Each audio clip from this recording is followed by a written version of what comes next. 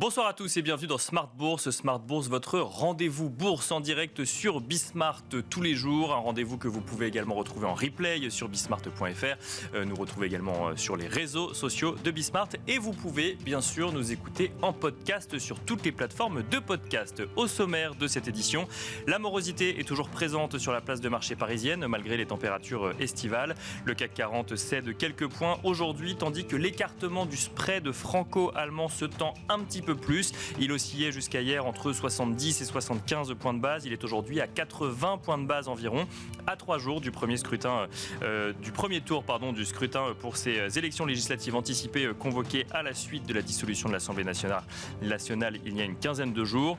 Comment expliquer cette tension récente sur le spread et surtout comment analyser la séquence que nous vivons d'un point de vue boursier ces derniers jours? Nous en parlerons avec nos experts dans un instant, mais nous parlerons également de la situation aux États-Unis alors qu'à New York l'attentisme est plutôt de rigueur avec un S&P 500 qui a ouvert dans le vert avant de revenir à son niveau initial, tandis que Nvidia continue à faire une pause à la suite du recul de la valeur ces derniers jours, juste après qu'elle soit devenue l'espace de quelques heures la première capitalisation boursière mondiale. Les marchés américains qui ont d'ailleurs découvert avec un petit peu d'enthousiasme la révision à la hausse de la croissance économique aux États-Unis pour le premier trimestre. On passe de 1,3% à 1,4%. Cela vient, on posera en tout cas la question à nos invités, est-ce que cela vient alimenter le scénario d'une résistance de l'économie américaine dans un contexte de taux élevés? À noter surtout que les marchés sont attentistes face à la statistique d'inflation pour le mois de mai qui sera publiée demain. Est-ce que celle-ci peut avoir une incidence sur la politique monétaire de la Fed? Ce sera évidemment un sujet que nous traiterons dans Smart Bourse.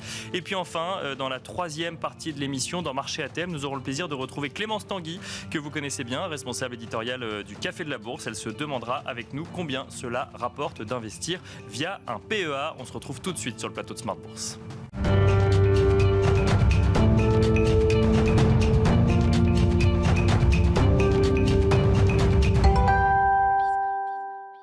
Et tout de suite, nous commençons avec Tendance Mon Ami, le résumé complet de l'actualité boursière du jour proposé par Pauline Gratel. Bonsoir Pauline. Bonsoir. Bienvenue sur le plateau de Smart Bourse. Pauline, le CAC 40 reste ancré sous les 7600 points. Oui, comme vous le disiez en introduction, Nicolas, la morosité, c'est vraiment le mot qui décrit la place parisienne sur ces 3 dernières séances. Aujourd'hui, le CAC 40 est dans l'attente des chiffres d'inflation US prévus demain. Mis à part la macro, les investisseurs sont aussi dans l'attente du premier tour des élections législatives françaises ce dimanche 30 juin. Ça, c'était le point sur le marché action. Maintenant, juste un point rapide sur le marché obligataire qui est sous tension. Le rendement de l'obligation française à 10 ans a bondi d'une dizaine de points de base à 3,25% aujourd'hui. Côté allemand, le rendement de l'obligation de même échéance est à 2,45%. L'écart se creuse entre ces deux obligations à environ 80 points de base. Côté macro, Pauline, les investisseurs ont pu découvrir la dernière estimation du PIB américain au premier trimestre. Oui, il ressort supérieur à l'estimation précédente à 1,4% après 1,3% en première lecture et contre 3,4% le trimestre précédent. Toujours côté américain, les investisseurs ont pris connaissance des inscriptions hebdomadaires au chômage qui ressortent à 233 000 après 239 000 la semaine dernière. En zone euro, on a pris connaissance de l'enquête de confiance des consommateurs et des entreprises qui ressort à 95,9 après 96,1. Le consensus l'attendait en légère augmentation.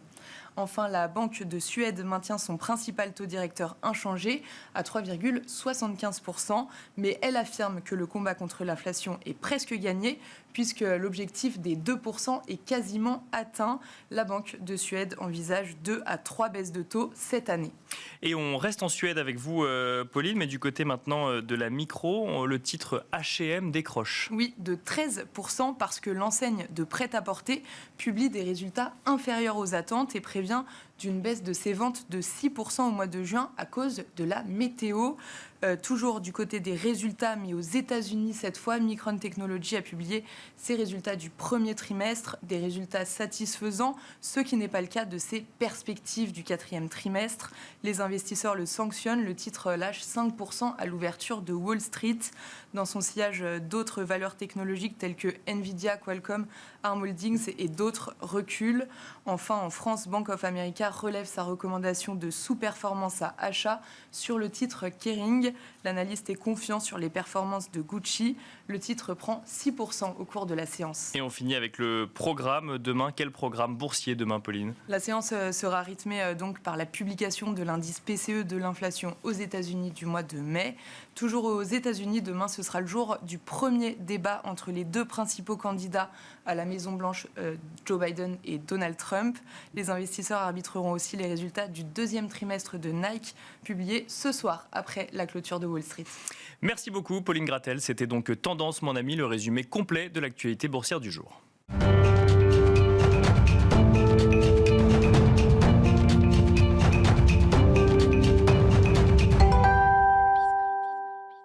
Nous enchaînons à présent avec Planète Marché, une quarantaine de minutes ensemble pour décrypter l'actualité financière, économique et parfois politique également dans Smart Bourse. Ce soir, pour décrypter les aléas de la planète marché, nous avons le plaisir de recevoir 3 experts en plateau. Nous sommes tout d'abord accompagnés par Vincent Juvin. Bonsoir Vincent Juvin. Bonsoir. Bienvenue sur le plateau de Smart Bourse. Vous êtes stratégiste chez JP Morgan Asset Management. À vos côtés, nous avons le plaisir d'accueillir également Pierre Bismuth. Bonsoir Pierre Bismuth. Bonsoir Nicolas. Directeur général et responsable des gestions chez Myria AM. Et enfin, Adrien Dumas nous accompagne également. Bonsoir Adrien Dumas. Bonsoir Nicolas. Vous êtes directeur des investissements de Mandarine Gestion. Je vous propose de commencer avec vous, Vincent Juvin. On commence par l'Europe. C'est le sujet qui anime de toute façon la planète marché tous les jours depuis 15 jours en ce moment. Peut-être commencer par cette dette française. Alors on a vu effectivement cet écartement des spreads depuis l'annonce de la dissolution de l'Assemblée nationale. On avait pris une sorte de rythme de croisière depuis une quinzaine de jours à 70 points de base. On voit une légère tension supplémentaire. On arrive à 80 points de base aujourd'hui. Qu'est-ce qui se joue là ? C'est le scrutin qui se rapproche tout simplement. Il ne faut pas aller chercher plus loin. On sent un petit peu de nervosité à l'approche du premier tour. Évidemment, il y a eu des commentaires des différents candidats qui sont venus finalement alimenter les spéculations des marchés. On avait finalement fort peu d'éléments tangibles que pour finalement établir des scénarios économiques, budgétaires, que pour déterminer le coût juste de la dette française. Aujourd'hui, les marchés, en tout cas, ont des précisions sur les programmes respectifs et on voit que ça se reflète avec une certaine nervosité. On a passé un cap aujourd'hui, on est au-dessus des 80 points base. Quelque part, moi, je m'attends à ce que cette tension perdure et à ce que le spread potentiellement monte encore. Donc, plus on a d'infos sur les programmes économiques, plus le spread se tend, si je comprends bien. Le peu qu'on en a eu pour l'instant, et quel que soit le parti ou la coalition, en question, on a quand même, a priori, des dépenses supplémentaires. À l'heure où l'Europe l'a exprimé la semaine dernière, on attend plutôt de la consolidation budgétaire. À l'heure où on avait déjà cet espoir d'une certaine consolidation budgétaire. Et attention, je ne suis pas un excité de l'orthodoxie budgétaire, mais on a quand même une situation budgétaire en France qui le demande. Il faut retourner dans les clous, en tout cas budgétaires de Bruxelles, de la Commission européenne. Tout ce qui s'en écarte, évidemment, alimentera la nervosité des marchés financiers. Donc il faudra là qu'on puisse les convaincre qu'on aura pour l'an prochain 20-30 milliards d'économies qui seront réalisées pour le budget 2025. Est-ce qu'il faut s'attendre à un retour à la normale post-élection sur le marché obligataire et sur la dette française, ou est-ce qu'il faut justement accepter cette idée que la France empruntera un petit peu plus cher dans les prochains mois, voire les prochaines années ? Alors tout est possible, évidemment il faut évoquer ce sujet avec beaucoup d'humilité. À la fois je pense qu'on a tous une certaine anxiété, dans cette perspective des élections qui arrivent et des risques potentiels d'avoir finalement des coalitions qui aient justement une approche budgétaire pas en phase avec ce qu'attend la Commission européenne, pas en phase avec ce qu'espèrent les marchés. Cela étant, on a des précédents qui sont plutôt là pour nous rassurer. On évoque beaucoup le cas de l'Italie et de Giorgia Meloni, qui avait fait beaucoup peur aux marchés financiers lors de son arrivée. Le spread de l'Italie était remonté jusqu'à 250 points base lorsqu'elle était arrivée. On a vu ce spread retomber jusqu'à 130 en début d'année. On est remonté légèrement. Et donc là, les marchés avaient été rassurés. En France, on a des précédents également. Rappelons-nous 2012, arrivée de François Hollande. Les marchés avaient également, à l'époque, été particulièrement inquiets d'un programme budgétaire qui pourrait là aussi être trop laxiste de leur point de vue. Le spread de la France était monté à 150 points de base à l'époque, dans un contexte de crise de la dette plus générale. Quelque part, moi, si je devais regarder un petit peu des seuils potentiels de stress, ce serait potentiellement retrouver ces 150 points base qu'on avait eu à l'époque. Ce serait peut-être retrouver un peu des 250 sur l'Italie, puisque derrière aussi la France, ne l'oublions pas, il y a quand même un contexte européen qui est difficile, notamment des pays comme l'Italie, comme la Belgique, où on a quand même des situations budgétaires qui ne sont pas idéales dans un contexte où la croissance est positive. Donc là, c'est vraiment le moment où il faut délivrer cette consolidation budgétaire pour se préparer à des années peut-être un peu plus difficiles. Et c'est pas le message envoyé aujourd'hui, si je comprends bien. Et c'est pas le message. Alors bon, j'entends bien évidemment que c'est plus facile pour un économiste de l'évoquer que pour un homme politique, c'est pas très vendeur, bien sûr, ou une femme politique d'ailleurs, mais enfin, c'est en tout cas ce que les marchés regarderont dans les jours et les semaines à venir. Pierre Bismuth, on va continuer avec vous. Je vais vous poser la question un peu différemment. On a tendance effectivement à comparer cette séquence en France avec l'arrivée de Meloni effectivement en Italie, l'élection de Trump aux États-Unis qui avait fait peur et finalement les marchés s'en étaient accommodés. Je mettrais peut-être je rajouterais peut-être une toute petite information là-dedans. On a l'impression quand même que, contrairement à Trump ou à Meloni qui s'attendaient potentiellement à être élus, le Rassemblement national, on n'est pas là pour faire de la politique, mais pour faire du financier, j'y arrive, semble un petit peu surpris d'un coup d'un seul de cet élan au point qu'il en est à détailler son programme politique ou en tout cas économique dans les derniers jours. Est-ce que c'est vraiment la même séquence qui se joue que ce qu'on a pu voir en Italie ou ailleurs ? Non, je pense pas du tout. Alors, en fait, on va essayer de ne pas faire de politique, mais c'est vrai qu'on a eu, on a tous vu un débat mardi où on a des forces en présence qui manifestement expliquent le classement PISA de la France, puisqu'on a l'impression que plus personne ne sait compter. Et c'est vrai et je comprends que les marchés stressent, et moi je trouve que c'est un problème, cette dette française dont le spread s'écarte, c'est que effectivement, je suis assez d'accord avec vous, on a deux blocs qui ne s'attendent pas du tout à gouverner et donc qui ont des propositions qui, malheureusement, mathématiquement, même déjà économiquement, mais mathématiquement, ne tiennent absolument pas la route. Et c'est bien pour ça que les marchés financiers stressent un peu sur ce qui peut advenir après les élections. Et c'est vrai que c'est pas un signal formidable d'envoyer. On a vu des flottements sur la réforme des retraites. On a vu qui est quand même une réforme symptomatique, et je dis bien symptomatique, du deuxième quinquennat d'Emmanuel Macron. Bien sûr. Mais pour essayer de créer des conditions économiques qui favorisent finalement le retour à l'emploi de plus grand nombre de personnes. C'est vrai que quand on voit le flottement qu'il y a eu pendant le débat, pas étonnant que la dette française crispe. Parce qu'on l'a connu en Europe, cette opposition farouche justement à l'Union européenne et cette surprise presque de ceux qui défendaient cette idée de sortir de l'Europe, c'était le Brexit. On a vu d'ailleurs que les pourfendeurs de l'Europe ont pas forcément géré la suite pour la plupart, puisqu'ils étaient eux-mêmes surpris d'avoir gagné quelque part. Est-ce que c'est plus une séquence comme ça qui est en train de se jouer en France aujourd'hui, ou faut quand même remettre ça dans un contexte français? Moi, je crois que plus globalement, en fait, ce qui est en train de se jouer, c'est une nouvelle fois une déception à venir. Et en fait, c'est ça. C'est qu'à force d'avoir des programmes qui ne sont pas soutenables, et on voit bien, même dans le camp présidentiel, annoncer de nouvelles dépenses alors qu'on était plutôt sur une réduction des dépenses publiques, oui. C'est pas forcément une très belle information à envoyer à nos partenaires européens. Mais la déception ne peut qu'arriver, parce qu'avec une dette publique telle qu'on a, c'est vrai qu'on n'a pas les marges de manœuvre qu'on pourrait avoir si on était même du temps de François Mitterrand.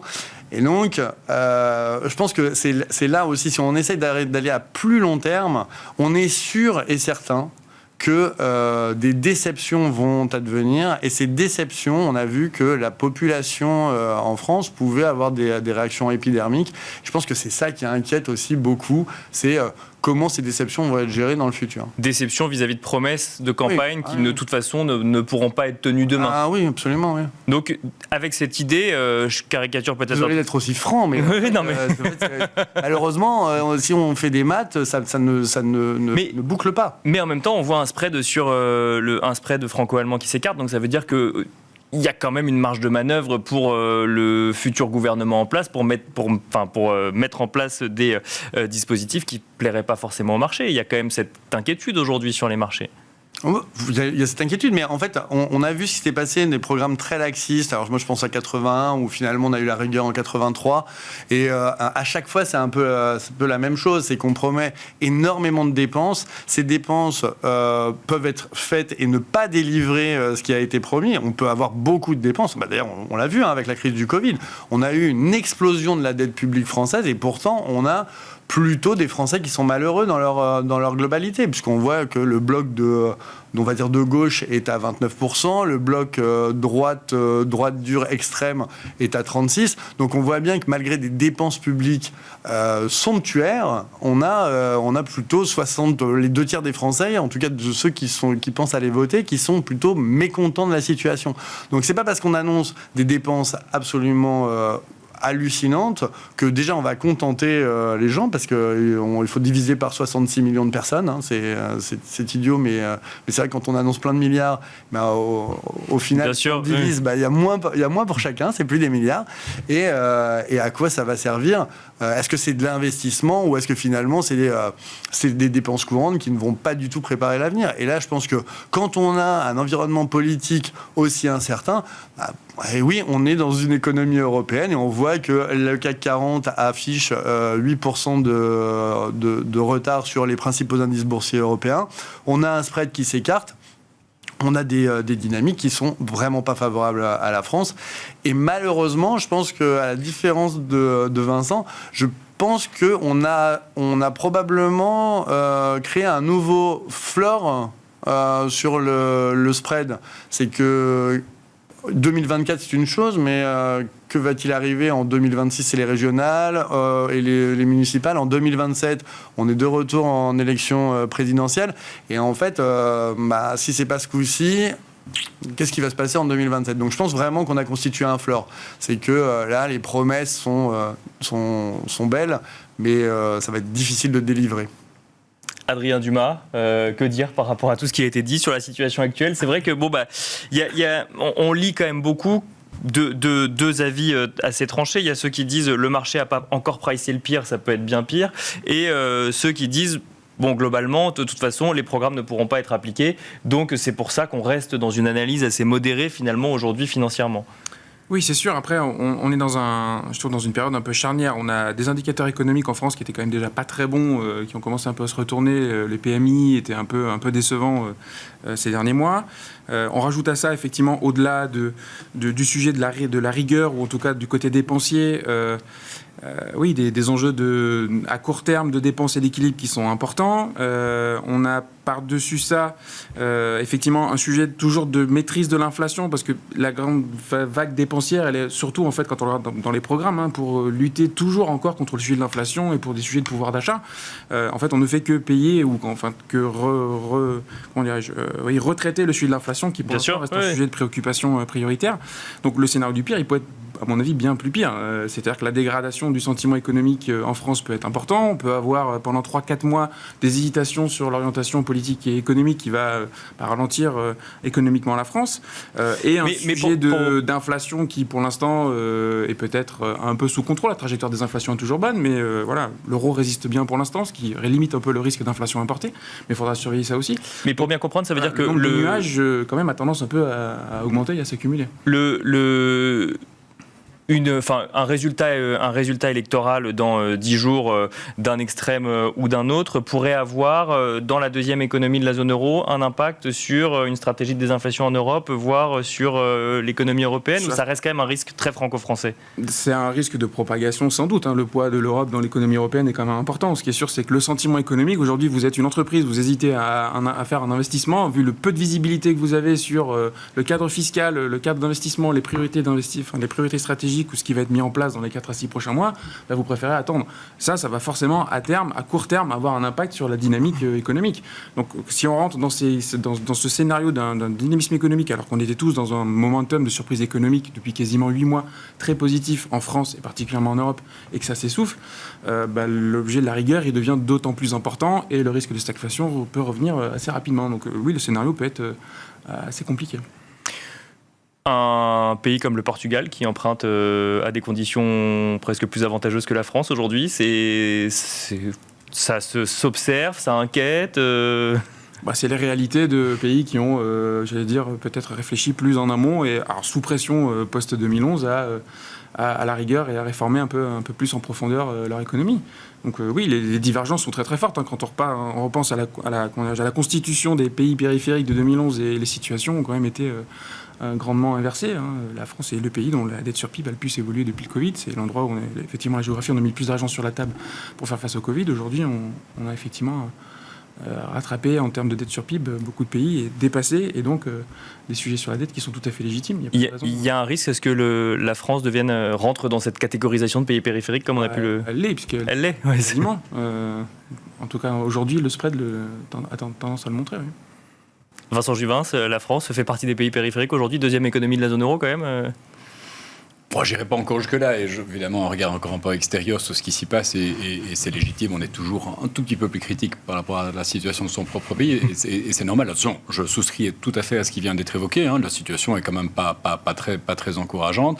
Néanmoins, je mettrai quand même en exergue que la France, ces dernières années, avait quand même réussi à bien se repositionner en Europe, avait quand même montré de très bons chiffres de croissance, c'était une terre d'investissement. La banque que je représente modestement sur ce plateau en est l'exemple. Beaucoup d'institutions bancaires, beaucoup d'entreprises sont venues investir en France, sont venus créer de l'emploi, certainement dans un contexte post-Brexit.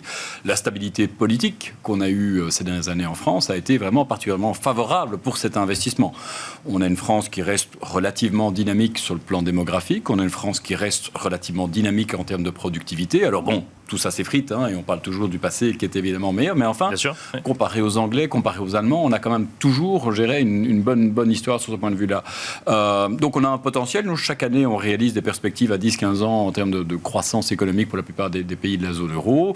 La France continue à relativement bien se défendre du fait de cette démographie relativement dynamique et de cette productivité relativement dynamique. Donc, elle a heureusement, je dirais, cette inertie dont elle peut bénéficier aujourd'hui. Il ne faudrait pas casser la machine. Derrière, il y a des inquiétudes par rapport à une politique budgétaire qui sortirait la France des rails budgétaires tels que proposés par Bruxelles. Il y a aussi le fait que la France soit tout d'un coup moins attractive pour y investir.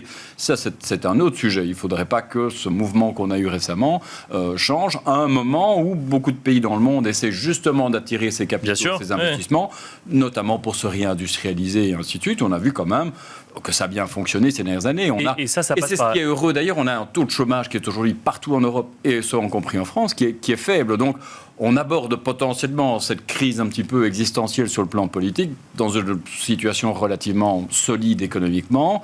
C'est ce qui me fait être relativement serein. Maintenant, oui, on va pas vers un mieux. Maintenant, on peut toujours, on a évoqué le cas de Giorgia Meloni, ce qui fait qu'aujourd'hui, l'Italie est relativement bien perçue par les marchés financiers, c'est que, et je cite ma collègue qui fait le même job que moi en Italie, c'est que Giorgia Meloni est parvenue à créer cette stabilité politique qui avait fait à défaut en Italie pendant tant de temps. Bon, oui, parce qu'elle problème, évidemment, qu'en France, si on se dirige vers un contexte de cohabitation, c'est la période d'instabilité, comme tu l'évoquais, vraisemblablement encore jusqu'en 2027, et que là, on ne l'aura pas. Oui, alors que l'Italie est sortie d'un état d'instabilité, justement, contrairement à la France, qui était plus ou moins dans une situation parallèle avec l'Italie a, je dirais, ses limites, puisque là, on sait que potentiellement, on est au moins dans les difficultés ou l'incertitude jusqu'en 2027. Ça, c'est une certitude. Et à plus court terme, il y a une échéance qu'il faut absolument rappeler, c'est qu'on a une procédure de déficit excessif qui vient d'être ouverte à l'encontre de la France, comme de l'Italie, comme de la Belgique notamment, que d'ici l'automne, il faut que le nouveau gouvernement donc propose évidemment des mesures correctives. Les marchés y seront particulièrement attentifs. Est-ce que ça peut venir jouer un rôle de garde-fou vis-à-vis d'un nouveau gouvernement, cette procédure ? On parle en jargon financier des bond vigilants. C'est vraiment les marchés obligataires qui veillent au rein. Et bon, je pense qu'à un moment, on l'a vu par le passé. Dès lors, si le spread devait être à 150, 200 points basses, je pense que ça ramènera évidemment beaucoup de gens à la raison. Puisque ce qu'on ferait d'une part sur le plan budgétaire, partirait en fumée d'autre part en coût de financement plus élevé. Et on dépense déjà en Europe tellement d'argent en charge d'intérêt, 2% du PIB en moyenne, c'est un gâchis. Et moi je dis souvent, et là encore une fois sans faire de politique, aujourd'hui à ceux qui veulent défendre le modèle social français, à ceux qui veulent défendre la souveraineté française, il y a la même réponse dans les deux cas. Finalement, c'est de rester dans les clous budgétaires européens. C'est la meilleure manière de défendre ces deux aspects, paradoxalement. Il y a les marchés, il y a la France dans les marchés financiers, mais il n'y a pas que la France, Pierre Bismuth, il y a l'Europe déjà, et il y a une stratégie menée par une banque centrale, la Banque Centrale Européenne, première baisse de taux, la première à avoir dégainé vis-à-vis de la Fed, bien sûr, les deux principales qu'on regarde en Europe. Et il y a cette idée que potentiellement une deuxième baisse de taux pourrait intervenir d'ici la fin de l'année, au-delà du risque politique français, ou peut-être que le risque politique français peut avoir une incidence sur le sujet. Votre scénario à l'heure actuelle sur l'économie européenne ? Alors moi je suis très dubitatif, vraiment très dubitatif, notamment sur cette baisse de taux d'intérêt de la BCE qui... Déjà acté, enfin déjà réalisé. Oui, déjà réalisé, parce que en fait moi ce qui me posait problème dans cette baisse c'était la stratégie ultérieure. Et effectivement j'ai trouvé que la stratégie ultérieure était bien mince. Et c'est pour ça que ça n'a pas fait grand-chose, notamment eu égard à ce qui s'est passé aux élections européennes. Puisque en fait, le séisme provoqué par les élections européennes en France a provoqué vraiment une chute, mais alors dramatique, des small cap françaises. Puis on a perdu par rapport au 7 juin 13%. D'accord. Qu'on avait gagné enfin en mai. Il y avait eu un ouf de soulagement et en fait, ça s'est vraiment effondré, bien plus que le CAC 40. Donc là, on voit que les dommages de la politique française, c'est vraiment sur les small cap, bien plus que sur les groupes internationaux qui finalement ont peu à faire de l'économie française. Donc c'est sur celles qui font leur chiffre d'affaires en France. Exactement. Donc les small caps vraiment ont tremblé. Et on a vu que la baisse des taux de la BCE avait pas du tout vivifié le marché. Au contraire, ça a eu strictement aucun impact. Et le vrai sujet, c'est on aurait aimé que Christine Lagarde dise voilà ma stratégie. Parce que l'inflation va rentrer dans les clous, donc je prévois X baisse de taux d'ici à juin 2025. Mais on voit bien que tirer la première, alors que la Fed est finalement on hold, désolé pour l'anglicisme. Bien sûr, ouais. Et c'est un peu un coup d'épée dans l'eau, donc ça n'a pas du tout marché. Je suis pas sûr que ça ait fait quoi que ce soit sur. Il y avait quand même deux contextes différents, une nécessité quand même de la BCE d'intervenir un petit peu plus vite pour relancer quand même une économie. Oui, mais en fait, le plus problème, fragile. Bah oui, mais est-ce que ça marche? Alors, on va voir si ça va marcher, mais je suis pas sûr que 0,25.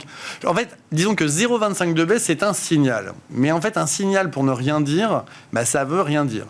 Et malheureusement, je trouve vraiment que la stratégie de la BCE a été. En fait, c'était pas à la hauteur. C'est qu'on a fait une baisse et puis on n'a pas du tout de plan ultérieur. On s'est dit, on va voir les chiffres et puis on va voir ce que fait la Fed, etc. Et donc, je trouve que alors ça ça a quand même nuit à la crédibilité de l'euro, puisque en fait le dollar a monté dans la séquence. Bien sûr, il y a les élections européennes, mais ça nuit finalement à la crédibilité de l'euro. Je vois pas du tout la stratégie. J'attends qu'elle délivre mieux, mais on s'attend à une baisse en septembre, peut-être en juillet, mais quel va être l'impact, je sais pas. Adrien Dumas, finalement la BCE est partie trop tôt.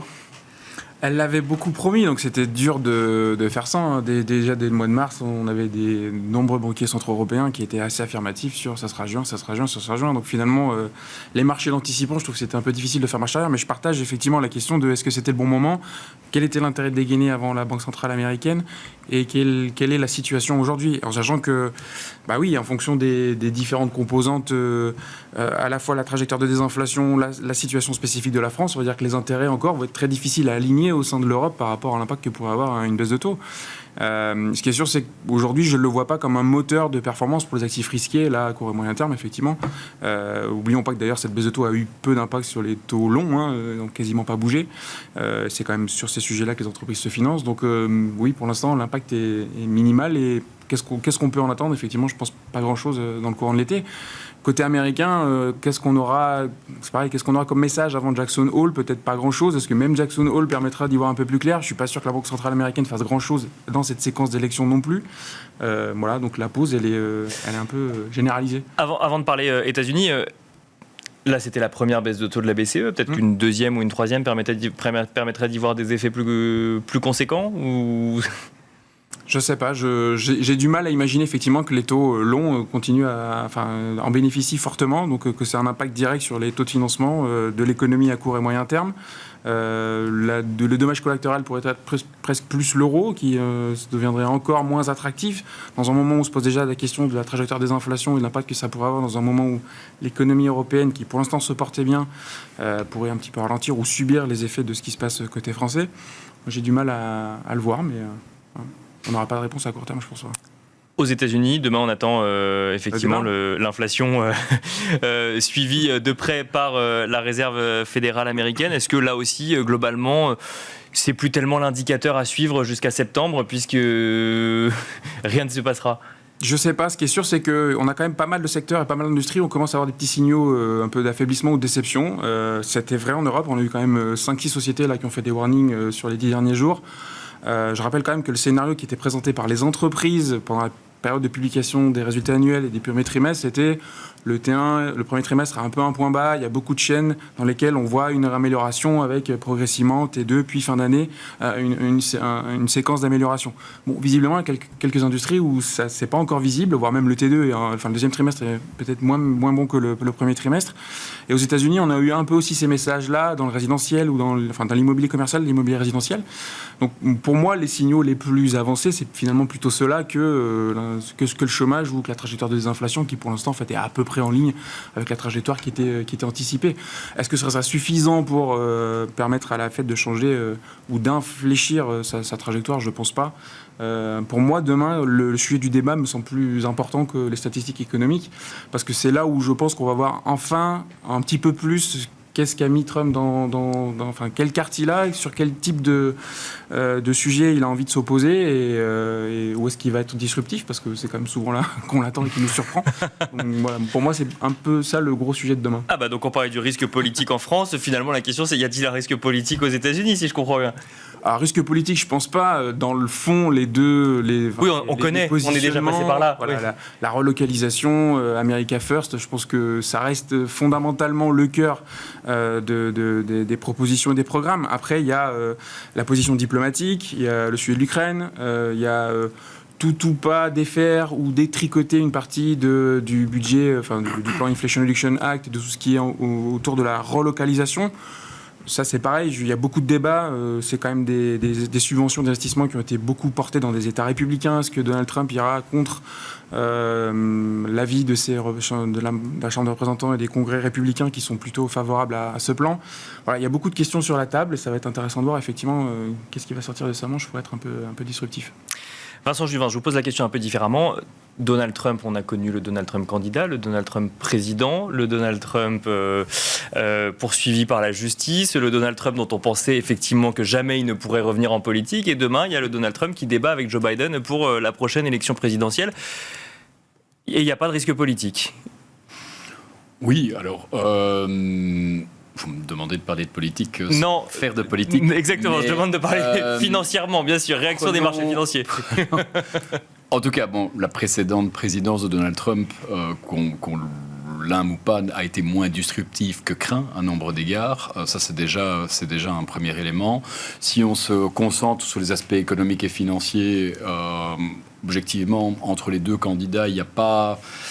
Sur les grands sujets, il n'y a pas de différence fondamentale. En tout cas, grand sujet, on a beaucoup parlé de politique budgétaire. C'est à peu près le maintien de ce qui se fait maintenant. D'ailleurs, Joe Biden a maintenu les tax cuts de Donald Trump et beaucoup du débat, est-ce qu'on les maintient après ou pas? Donc, il faut dire que les États-Unis sont quand même dans une situation vis-à-vis de leur budget où effectivement, il faudrait éviter d'arriver à trop dépenser quand même. On peut y revenir. Mais donc, sur cet aspect-là, sur le budget, il n'y a personne qui... C'est comme en France, comme en Europe, on n'utilise pas le vilain mot d'austérité ou de consolidation budgétaire. C'est pas le sujet. Alors, sur les autres grands sujets, finalement, Joe Biden a continué à construire le mur de Donald Trump. Le faut-il pas? Je pense que les deux auront une politique migratoire sélective, mais on ne va pas fermer les frontières. Beaucoup des États qui votent Donald Trump sont bien conscients qu'ils ont besoin de cette main-d'œuvre, et je pense que je ne vois pas quelque chose de disruptif là non plus. Sur la position vis-à-vis de la Chine, les deux partagent globalement à peu de choses près le même positionnement. Et puis, surtout, nous, ce qui nous importe au-delà de tout ça, et c'est horrible peut-être de faire abstraction de plein de sujets de société qui sont importants, mais sur les marchés financiers, on voit que ce qui drive les marchés financiers depuis 1 an et demi, voire un petit peu davantage, c'est cette technologie américaine, ce mouvement vers l'intelligence artificielle. Et là, finalement, ni l'un ni l'autre n'envisage de faire une politique à la chinoise de Xi Jinping, de tuer les champions nationaux. Donc, je dirais, ce moteur de performance dans les portefeuilles devrait a priori rester. Les Américains entendent garder un certain leadership. Je suis même parfois surpris de voir que Wall Street, comme la Silicon Valley, voit d'ailleurs en Donald Trump quelqu'un qui pourrait plutôt les aider aussi en la matière. Donc, voilà, tout ça pour dire que l'un comme l'autre, pour les sujets qui nous intéressent sur ce plateau, bassement économique et financier, ça a l'air relativement similaire. Alors, c'est vrai que le budget, c'est quelque chose qu'il faut absolument tenir à l'œil. Alors, c'est peut-être parce que c'est loin de chez nous, mais je trouve qu'il m'inquiète toujours relativement moins qu'en Europe. Les États-Unis ont un potentiel de croissance nominale qui est quand même largement supérieur, donc ça les aide à payer cette dette. Ils ont une productivité qui est, malheureusement, il faut l'admettre, supérieure à la nôtre, donc ça aide aussi. Le dollar, on veut le déboulonner depuis des années et autres. On annonce sa fin chaque année, il est toujours là et toujours bien présent. Il y a un excès les Américains ont eu un effet richesse ces dernières années. Alors l'excès d'épargne pendant le Covid, c'est parti, mais il y a encore un excédent d'épargne, notamment chez les Américains les plus fortunés, qui est immense. Donc la capacité de ceux-ci à absorber la dette américaine est toujours là et bien là. Ils ont plutôt d'ailleurs tendance à être plus présents sur les marchés financiers. Tout ça pour dire que, voilà, en l'état, je ne vois pas quelque chose de disruptif sur le plan économique et financier, et je suis plutôt moins inquiet sur l'aspect dette aux États-Unis qu'en Europe. Et je voudrais peut-être aussi, puisqu'on fait de la politique, je fais des réponses politiques, une autre question que vous ne m'avez pas posée, mais peut-être pour apporter un point de vue légèrement différent sur la politique monétaire en zone euro, et là où peut-être des baisses supplémentaires, ou même une baisse supplémentaire pourrait être utile. Il y a actuellement en Europe 9 000 milliards d'euros qui sont sur des comptes à terme et assimilés. Et dans le débat européen, pour l'instant, il y a toute cette question, comment est-ce qu'on peut utiliser cette épargne des Européens pour l'utiliser au financement de l'économie européenne. Alors, la France a son livret A, qui est une bonne approche. Hein, les fonds assurance et autres sont des bonnes manières aussi. Mais là, il y a certainement un travail à réaliser. Et lorsque le rendement du cash des Européennes lui donne des marchés de capitaux. Voilà, tout à fait. Le rendement du cash baissant, ça force aussi quand même pas mal d'investisseurs à revenir se reporter sur d'autres choses. Donc c'est déjà une manière non encadrée de le faire. Alors la France ne l'a pas fait, mais par exemple, l'Italie l'a bien fait et la Belgique aussi, faire appel à l'épargne publique pour financer les émissions obligataires. Alors, ça ne solutionne pas l'ensemble du problème, mais en tout cas, ça donne déjà un signal dans des économies dont l'essentiel de la dette est souvent détenu par l'étranger. L'Italie a lancé quelques obligations, ces BTP Valor, qui ont eu un succès important. La Belgique a fait de même, avec des bons d'État qui ont d'ailleurs, ça a fait grincer les dents dans le secteur bancaire. Je te dis, ça a évidemment drainé pas mal d'épargne hors des comptes épargne vers ce type d'éléments. C'est peut-être au moment où les taux baissent, en tout cas des structures à préparer. C'est vraiment accompagner cette sortie du cash vers des éléments qui financent l'économie européenne. Et là, la BCE peut donner l'impulsion sur cet aspect-là. Pierre Bismuth, si je reviens sur les États-Unis, que vous suivez de près en tant qu'investisseur, quand on veut investir aux États-Unis, qu'est-ce qu'on regarde ? On regarde le débat Donald Trump-Joe Biden, on regarde la situation économique aux États-Unis ou on regarde les résultats d'NVIDIA ? Je pense qu'on ne regarde pas le débat. Non, je pense qu'on ne regarde pas du tout le débat. En fait, quand on est européen, oui, et effectivement, le sujet géopolitique et le fait que l'Europe soit un enfant des États-Unis au travers de l'OTAN, oui, on peut trembler sur nos fondamentaux. Effectivement, c'est pour ça qu'on regarde la différence entre Biden et Trump, mais alors certainement pas sur les sujets économiques où vraiment on relance la machine tout le temps en investissant à fond dans l'économie, dans l'intelligence, dans les nouvelles technologies, dans les connaissances, dans la recherche et développement. Et on ferait vraiment bien mieux de s'en inspirer en Europe plutôt que de réglementer, à mon avis. On a une super réglementation. Là, maintenant, il faudrait peut-être y aller à mettre du carburant dans le moteur. Et c'est pour ça que je suis absolument fasciné par l'économie américaine. C'est que cette manière de découverte des prix où, en fait, il y a une volatilité très importante sur certaines valeurs qui finissent par être des superstars boursières, mais c'est surtout avant tout des superstars d'intelligence. Et franchement, quand on voit ou Microsoft ou Nvidia ou Apple, c'est quand même une prime à l'intelligence humaine qui est absolument fabuleuse. Et là, la séquence des derniers jours sur Nvidia, alors effectivement, on a beaucoup parlé de ces 430 milliards de dollars perdus en 3 jours. Il y a d'ailleurs une question est-ce que c'est une pause ou une respiration dans une progression ? Est-ce que ça nous dit quelque chose de la tendance intelligence artificielle à court terme ou pas du tout, selon vous ? Je pense que pas du tout. En fait, c'est vraiment un micro-événement dans une lame de fond. Et franchement, on aurait adoré inventer ça, en tout cas, non, plutôt financer ça en Europe. Non, vraiment, ça c'est vraiment un épiphénomène qui n'a strictement aucun intérêt. D'ailleurs, non, vraiment, enfin, c'est une respiration, je peux appeler ça comme vous voulez, mais enfin, c'est...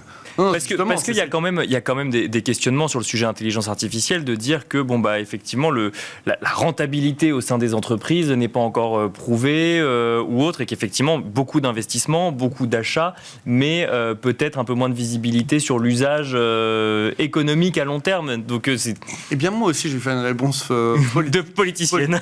C'est ça. C'est que est-ce que en fait la rentabilité des investissements aux États-Unis, est-ce qu'on arrive à les percevoir réellement sur très longue période? Parce que franchement, on se parlerait en 2003. On se dirait, mais franchement, Internet, ça sert à rien. Personne n'ira faire ses courses sur Amazon, etc.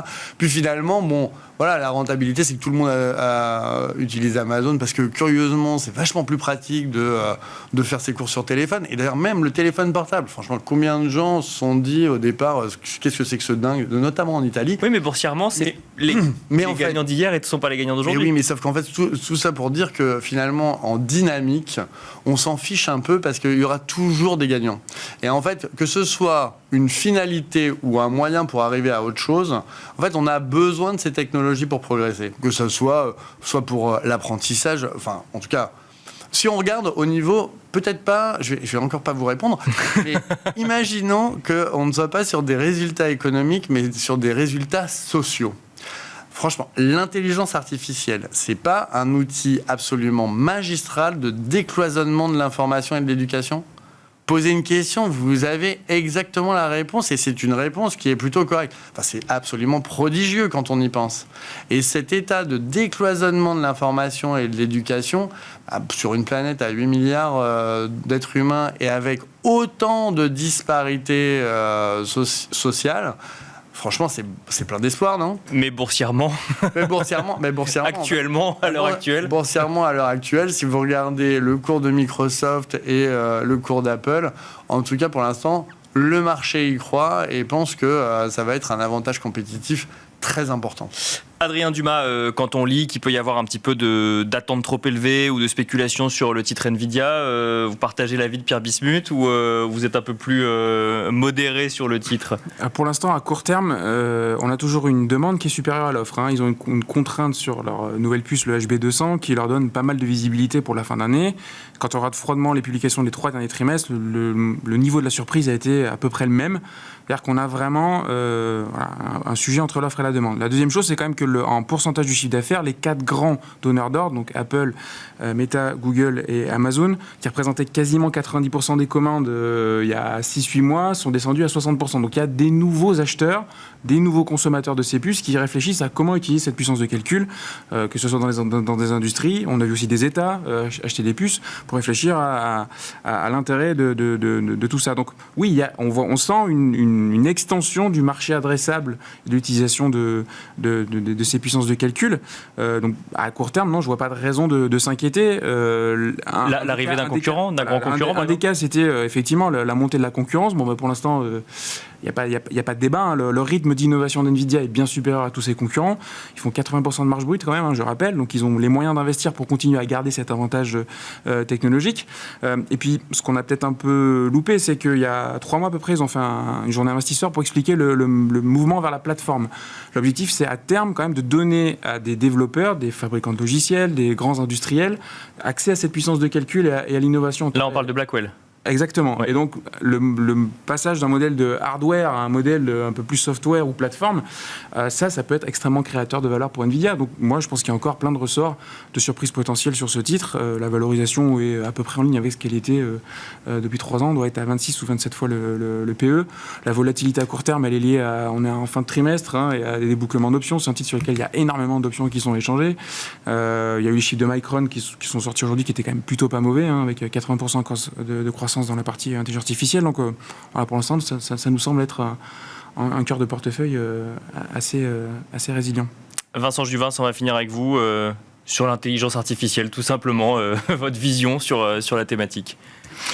Alors, en tant qu'économiste, j'arrive assez rapidement à ma capacité d'analyse de cette thématique. Néanmoins, par rapport à l'importance qu'elle peut prendre, notamment, on évoquait le passage du hardware plutôt sur la plateforme, mais et sur l'activité économique que ça peut générer. Alors, nous, on l'aborde de deux manières. Alors, beaucoup se demandent est-ce que ça va créer un choc de productivité et ça, on a du mal à le mesurer. De même, comme Pierre l'évoquait, est-ce que le téléphone a créé ce choc de productivité? Est-ce que l'Internet a créé ce choc de productivité? Il y a cette vieille expression qui dit finalement la technologie est partout sauf dans les chiffres de productivité. Donc là, on ne sait pas. Par contre, et surtout aux États-Unis, aujourd'hui, l'intelligence artificielle suppose une capacité de calcul importante. Donc on a investi des dizaines et des dizaines de milliards de dollars dans des mainframes pour réaliser ces calculs. Donc ça, c'est déjà des gros investissements qui sont réalisés et qui contribuent en cela au PIB. Donc, c'est la raison pour laquelle, par exemple, on a des estimations plus hautes de potentiel de croissance aux États-Unis qu'en Europe. Les investissements sont surtout réalisés là-bas. Alors, il faudra voir avec la législation sur les données européennes s'il ne faut pas que finalement ce soit quelque part basé en Europe pour les données européennes à suivre. Au-delà de ça, si vous avez récemment acheté un hardware pour vous-même, vous noterez que, il faut des nouveaux laptops pour pouvoir utiliser chez Microsoft ou chez Apple ou chez les autres, pour avoir l'intelligence artificielle. Sur les téléphones aussi, ce n'est que la dernière génération, vous pouvez l'avoir. Donc il y a tout ce mouvement de nouveau hardware qui va être nécessaire pour que nous, en tant que consommateurs de cette technologie, on y est à proprement accès, si tant est que les règles européennes aussi nous donnent accès à ceci. Mon fils qui a 15 ans, était triste. Il me disait hier soir à la maison, papa, ce ne sera pas pour cette année qu'on l'aura sur nos téléphones. Voilà. C'était plus important pour lui que pour moi. Mais voilà, il y a quand même, en termes de vente de hardware, on voit qu'il y a pas mal de nouveaux hardware qui arrivent sur le marché et qui créent cette activité. Donc, sur l'IA et sur la thématique technologie de manière plus large, chez nous, c'est un sujet d'investissement qu'on conserve, une surexposition dans les portefeuilles. Au risque de ne pas me faire d'amis sur ce plateau, je vous pose la question, puisque j'ai entendu sur ce plateau cette question, c'est est-ce qu'il y a un risque métaverse avec l'intelligence artificielle ou un risque blockchain, grande thématique jouée sur les marchés et oubliée un an après? Je ne suis pas sûr qu'on peut tout à fait enterrer le métaverse. Moi, je veux bien... Donc finalement, c'est ça. Je pense que ce qui se passe maintenant pourrait nous faire revenir un jour ce métaverse au galop. D'accord. Je ne suis vraiment pas futurologue, mais il manquait, à mon avis, un certain nombre d'éléments pour faire du métaverse quelque chose qui fonctionne. Intelligence artificielle, les nouveaux casques de réalité virtuelle pourraient bien faire de ce métaverse quelque chose qui, tout d'un coup, pourrait fonctionner. Je pense que, voilà, l'idée de départ était bonne. Elle était peut-être un peu en avance sur son temps, mais je pense que cette technologie pourrait, heureusement ou malheureusement, nous y amener un jour. C'est une bonne manière de répondre, une manière un peu politique peut-être de répondre à la question posée. Merci beaucoup Vincent Juvin, stratégiste chez JP Morgan Asset Management. Merci Pierre Bismuth, directeur général et responsable des gestions chez Myriam. Et merci Adrien Dumas, directeur des investissements de Mandarine Gestion. Et quant à nous, on se retrouve tout de suite dans Marché à thème.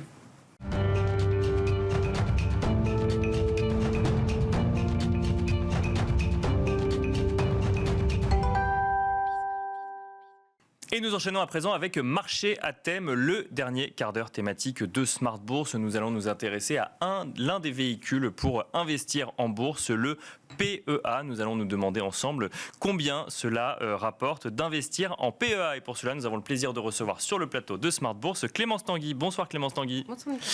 Clémence Tanguy, responsable éditoriale au sein du Café de la Bourse. Quand vous ne présentez pas l'émission Smart Bourse, le sujet qui nous anime ce soir, c'est combien rapporte d'investir en PEA. Mais alors, on ne va pas parler des choix d'investissement qu'on va réaliser, Clémence. Non, on ne parle pas des choix d'investissement, on va se demander combien ça rapporte. Alors combien ça rapporte d'investir en PEA, ça revient quand même un peu à se demander combien ça rapporte d'investir en bourse. Parce que via un PEA, vous pouvez acheter des actions, bien sûr, des obligations, des fonds d'investissement, des parts de fonds d'investissement, y compris des ETF, les trackers très populaires qui apprécient beaucoup les investisseurs particuliers, qui permettent de répliquer la performance d'un indice boursier. Alors après, tous les titres ne sont pas éligibles non plus, il y a quand même des restrictions assez fortes. Donc, sont éligibles les titres de sociétés qui sont soumises à l'impôt sur les sociétés et dont le siège social est situé soit en France, soit dans l'Union européenne. C'est important de le rappeler que ça n'est pas qu'en France. Oui, c'est aussi dans l'Union européenne. Et puis, il est quand même possible d'investir depuis un PEA sur d'autres places boursières mondiales parce que via des trackers et une réplication synthétique, par le jeu de la réplication synthétique, on va pouvoir permettre d'investir sur des indices qui reprennent les grands indices boursiers mondiaux. Donc, on va pouvoir investir sur le Nasdaq, sur le MSCI World. Voilà, il est possible d'investir via son PEA sur ce type d'indice. Alors, des indices qui rapportent combien? Alors, le rendement annualisé du MSCI World ou de Nasdaq, c'est à peu près 10% par an. Le CAC 40, il fait un peu moins, il est à peu près à 9% par an. Mais voilà, c'est le rendement à peu près qu'on peut se fixer pour son investissement PEA. Alors après, il est possible toujours de faire du stock picking, mais alors ça nécessite plus de temps, plus de compétences, plus de risques, c'est moins fiable. Si vous avez acheté LVMH il y a 10 ans, c'est bien, ça a fait 414% de progression. Ouais. Si vous avez acheté Atos il y a 10 ans, ça fait moins 97%, donc voilà, il faut l'avoir en tête. Donc indice ou action via du stock picking. Ce qu'on envisage moins, ce qu'on anticipe moins quand on fait des investissements en bourse ou via un PEA, c'est que on est taxé et il y a une taxation à prendre en compte quand on investit en bourse. Alors quand on investit en bourse, on est taxé. Alors c'est à la flat tax le plus souvent quand on fait de l'action au porteur, si on est en nominatif ou si on investit depuis un compte titre, ça va être la flat tax à 30%. Alors il est toujours possible d'opter pour le barème de l'impôt sur le revenu plus 17,2 de prélèvements sociaux si c'est plus avantageux pour vous, mais généralement c'est 30%. Alors avec le PEA, et c'est là l'avantage majeur du PEA, c'est qu'au bout de 5 ans de détention du plan, il n'y a plus d'impôt sur les plus-values, fini, zéro, et vous n'avez plus que 17,2% de prélèvements sociaux à payer. Donc concrètement, les gains que vous allez réaliser sur un PEA sont taxés à 17,2%, et c'est tout. Ce qui fait que finalement, le PEA, toutes choses égales par ailleurs, va rapporter beaucoup plus que le compte titre. Vous êtes forte en calcul mental, Clémence ? Moyennement. On va quand même essayer. Si vous aviez un exemple de rendement à nous donner sur un PEA, passé 5 ans du coup. Voilà, alors je suis venue avec ma petite fiche. Pour le alors, passé 5 ans, si on prend par exemple un ETF sur le Nasdaq, on dit qu'il fait 10% de rendement annualisé. On a mis 10 000 euros et on le garde pendant 5 ans. Alors qu'est-ce que ça va faire? Le gain avant impôt, ça nous fait 6 105 euros. L'impôt sur la plus-value, 0. D'accord. Les prélèvements sociaux, on est à 1050,06 euros. Le gain après impôt, on est à peu près 5055 euros. Pour le PEA, parce que le gain après impôt, si c'était un compte titre, on serait à 4273,50 euros. Donc en fait, au bout de ces 5 ans, la somme, voilà. Au bout de ces 5 ans, la somme disponible sur votre PEA, ça va être 15 055 euros. Sur votre compte titre, ça serait 14 237,50 euros. Donc on voit bien que c'est quand même beaucoup plus avantageux. Alors il faut évidemment choisir des titres qui sont éligibles au PEA, mais d'investir depuis un PEA que depuis un compte titre fiscalement. Alors après, c'est quand même... Là, j'ai pris l'exemple avec un rendement annualisé de 10 ans en me disant que le Nasdaq, c'est à peu près ça. Mais dans les faits, ça ne se passera jamais comme ça. Il y a des fluctuations à la hausse ou à la baisse. Des années, ça va rapporter beaucoup plus. Des années, ça rapportera beaucoup moins. Donc il y aura une incidence sur les rendements capitalisés dont il faut prendre compte là. Bien sûr. Mais voilà, c'est pour expliquer quand même à titre pédagogique que c'est quand même beaucoup plus intéressant fiscalement d'opter pour le PEA. Est-ce qu'il y a d'autres paramètres à prendre en compte au-delà de la fiscalité pour évaluer au plus près le rendement de son PEA? Bien sûr, parce qu'il va aussi falloir prendre en compte les frais. Bien sûr, c'est pas gratuit d'investir sur des actions. C'est pas gratuit d'investir sur des actions. Alors pour ça, il va falloir prendre en compte les frais de courtage. Alors ça va dépendre de beaucoup de choses. Ça va d'abord dépendre de votre courtier. Alors les acteurs en ligne sont souvent beaucoup moins chers que les acteurs traditionnels. Il y en a même parfois qui proposent des plans de versement programmé gratuits, etc., mais pas forcément sur un PEA. Donc, alors, il faut prendre en compte votre courtier, il faut prendre en compte le montant de votre achat, parce qu'en fait, un ordre, généralement, c'est un pourcentage. Donc, bien sûr, vous investissez 1 000 euros ou 10 000 euros, le prix de l'ordre varie. Il faut prendre en compte aussi la façon dont vous faites votre ordre. Si c'est par téléphone, ça sera souvent beaucoup plus cher que si c'est depuis votre appli ou en ligne. Donc, voilà, il y a tout un panel de choses à prendre en compte. Et là-dessus, il est important de le préciser, quand on veut faire du stock picking, c'est-à-dire acheter et vendre des valeurs en continu, mécaniquement, on augmente les frais Si on augmente le nombre d'ordres passés, on augmente aussi mécaniquement, effectivement, les frais de courtage qui sont liés à ces investissements, oui, bien sûr. Bien sûr. De quoi parle-t-on quand on parle de taxes sur les transactions financières, Clémence Tanguy ? Les transactions financières, on en parle beaucoup en ce moment parce que le NFP tient à les augmenter. Alors, elles sont de 0,3% depuis 2017 et il s'agit d'une taxe sur les achats d'actions de sociétés françaises dont la capitalisation boursière est supérieure aux milliards d'euros. D'accord. Alors, dans les faits, vous n'allez pas trop vous rendre compte que vous les payez parce que généralement, c'est votre courtier en bourse qui va les répercuter directement sur les frais. Les frais, exactement. D'accord. Et ça peut être amené à évoluer. Ça peut être amené à évoluer, exactement. Le nouveau Front populaire a précisé qu'il aimerait un durcissement de la taxe sur les transactions financières.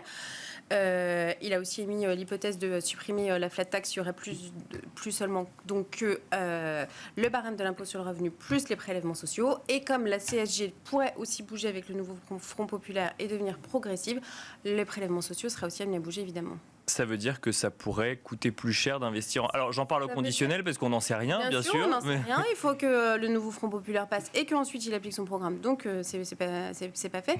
Mais la progressivité, non, ça peut vouloir dire, on peut s'imaginer que les prélèvements sociaux seraient moins élevés pour les ménages les plus modestes et qu'ils seraient au contraire plus élevés pour les personnes les plus aisées. Si je reviens sur le PEA, alors on a effectivement comparé PEA et compte titre. Est-ce qu'il faut forcément choisir entre l'un ou l'autre ? Alors non, il faut absolument avoir un PEA pour les avantages fiscaux, ça c'est sûr. D'accord. Et après, est-ce qu'un compte titre c'est nécessaire ? Si on est un investisseur bon père de famille dans une optique buy and hold, pas forcément. En revanche, si on est un investisseur plus expérimenté, plus actif, qu'on tient à avoir un peu plus de latitude pour son stock picking de titres vifs, ou qu'on est très intéressé par certains marchés hors UE, là, effectivement, il est intéressant de passer au compte-titre. Ce sera également intéressant, éventuellement, pour avoir des produits dérivés dans une stratégie de hedging et couvrir son portefeuille avec des produits qu'on ne peut pas utiliser forcément sur un PEA. Quand on veut finalement s'exposer à l'intégralité du marché, on passe par le compte-titre. C'est moins intéressant fiscalement, rappelons-le. Mais le compte-titre... tous les titres sont éligibles au compte titre. Vous êtes seulement contraint par l'offre de votre courtier et c'est tout. L'assurance vie, dans tout ça, par rapport à un compte titre ou un PEA, c'est un investissement via des fonds. On ne peut pas du tout faire la même stratégie. Vie, oui, alors on parle aussi souvent évidemment de l'assurance vie via les supports d'unités de compte. Il y a le PER aussi. Alors évidemment, là, c'est pas pareil parce que le bloc là, c'est bloqué. Plus long. Oui, bien sûr. Oui. Voilà. Alors ça dépend de son contrat.